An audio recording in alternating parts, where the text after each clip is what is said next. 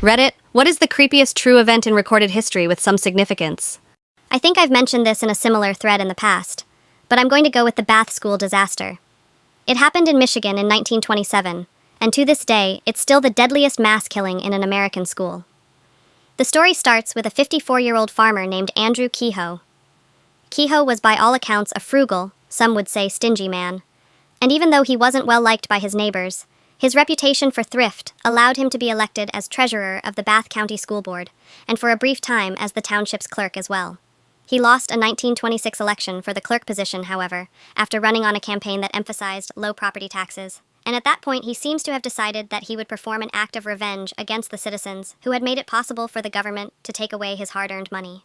Starting that August, he gradually purchased several hundred pounds of both dynamite and a military surplus explosive called pyritol, buying small quantities at numerous stores in the surrounding area in order to avoid suspicion.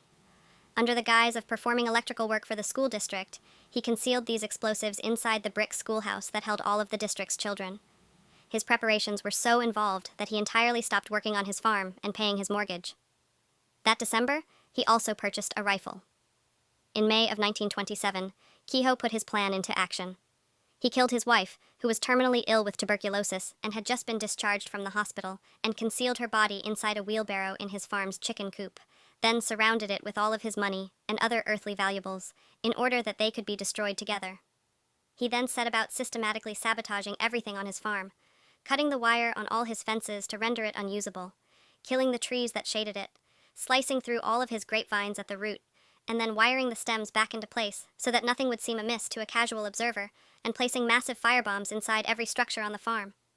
He also used wire restraints to hobble the legs of his 2 horses inside his barn, to prevent them from escaping from it once the bombs went off, and filled his truck with large quantities of explosives and metal shrapnel.